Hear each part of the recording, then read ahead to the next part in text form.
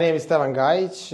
I work at the Institute of European Studies in Belgrade. I'm a political scientist, and I am generally interested in questions of politics, political theory, geopolitics, history, and so on. Okay. So, how do you summarize your geopolitical point of view, like in 4 or 5 sentences?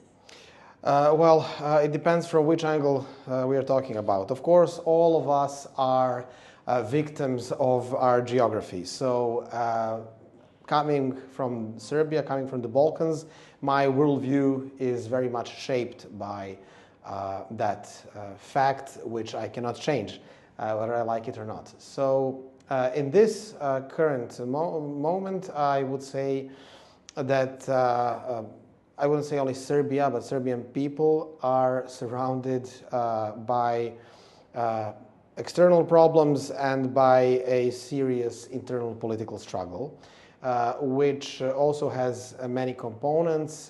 We can see that it is a struggle of students and of people against a corrupt regime, but the struggle is also very much metaphysical, and the outcome of it will define the nearer and maybe even more distant future. Also, we are at a time where war is normalized in the world, and we still are healing from the wounds of the wars of the 90s, wars of Yugoslav dissolution, and now there are many immediate or more distant, let's say, challenges that Serbia has.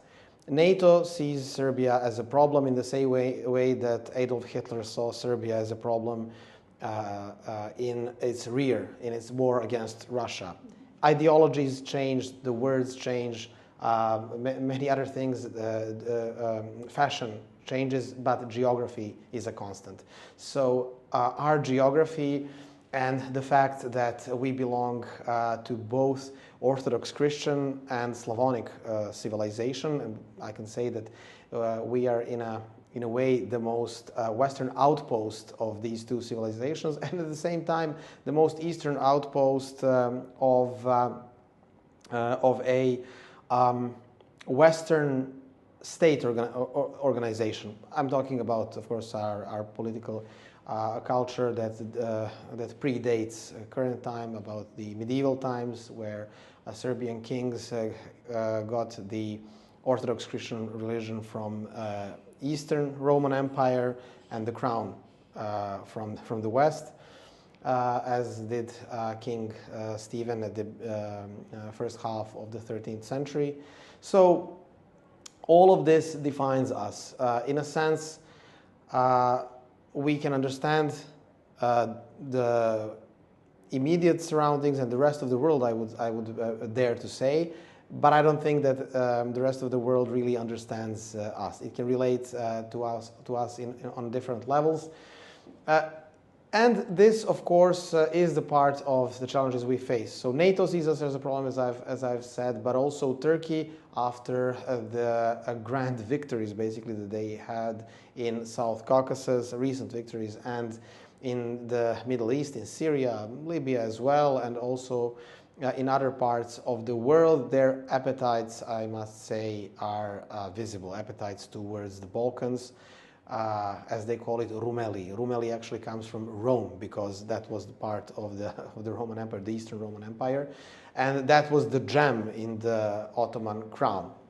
President Erdogan is not even hiding the neo-Ottoman ambitions, and Turkish military infrastructure, soft power, and other types of penetration are quite visible. There are also other players, such as Russia, whose role is overly hyperbolized, I would say, in the eyes of the West. But I would say that one of the most serious, let's say, Eastern foreign player would be China. But other countries are also present. Israel, United Arab Emirates, and the Gulf countries in general, and certain European countries such as Germany and France when it comes to economy, but also Great Britain when it comes to the political influence. Their political influence is, let's say, dwarfing the investments, which are really symbolical, or some other types of power with which you would usually measure power. Their influence in the Balkans is, I would say, a tradition of their foreign policy, and it is present for the last 200 plus years. So, as I said, challenges are enormous. But if I am to think historically, there wasn't really a single time in history where challenges were not enormous for the Serbs, and I think that with God's help we will survive.